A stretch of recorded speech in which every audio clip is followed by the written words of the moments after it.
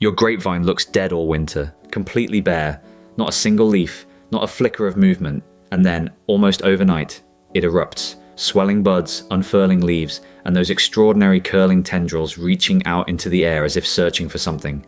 It happens so fast it can feel almost alarming, but there is nothing random about it. Every single thing your vine does in spring is the result of a precise biological sequence that has been running quietly since the previous autumn. You just could not see it. Here is the part most people miss. When your vine dropped its leaves last autumn, it did not stop working. It slowed down enormously, yes, but beneath the bark, in the woody stems and the root system, the vine was storing. Carbohydrates produced during the summer, through all that photosynthesis, were being packed away into the tissue of the plant. Starches, sugars, and compounds that the vine would call upon the moment conditions changed.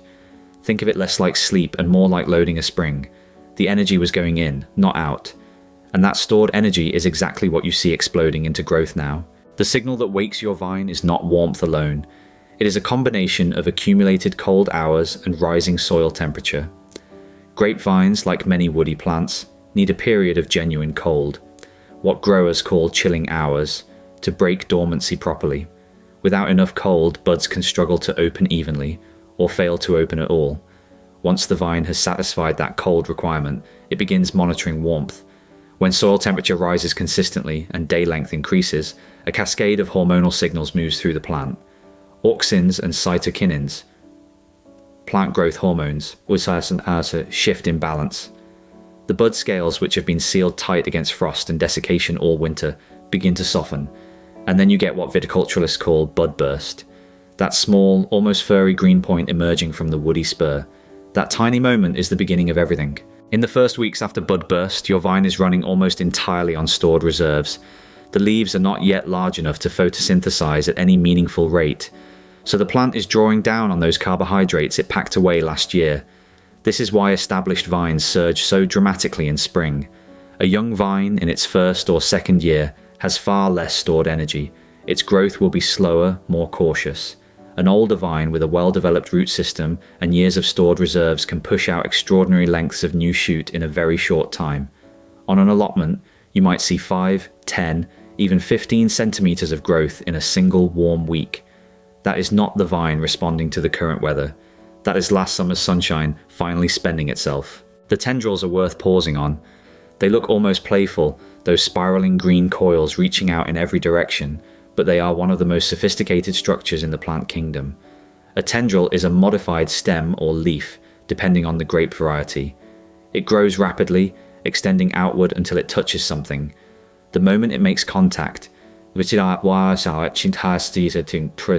wire, with another stem, with a cane, it begins to coil. This is a response called a thigmotropism.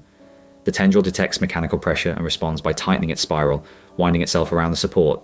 It does this without any instruction from you. The vine is, in effect, training itself. Left to its own devices, it would scramble up into a tree, hoisting the fruiting wood higher toward the light.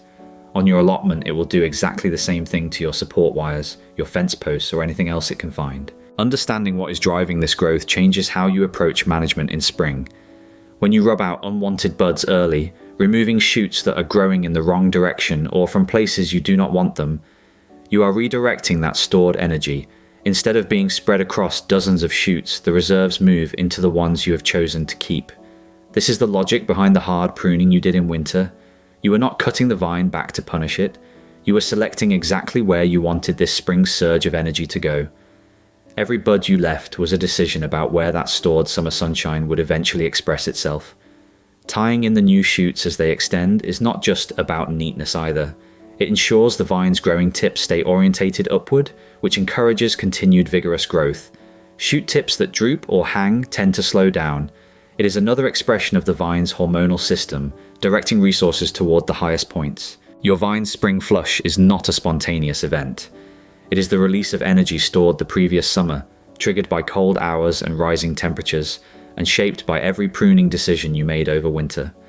The tendrils, the bursting buds, the rapid shoot extension, all of it is running to a plan the plant has been building since last year. Work with that system and your vine will reward you. So, over to you. What variety of grape are you growing on your allotment or in your garden? And have you ever managed to harvest enough for anything more ambitious than eating them straight off the vine? Leave your variety and your ambitions in the comments below. And if this helped you understand your plot a little better, subscribe to GROWALLOT Studio.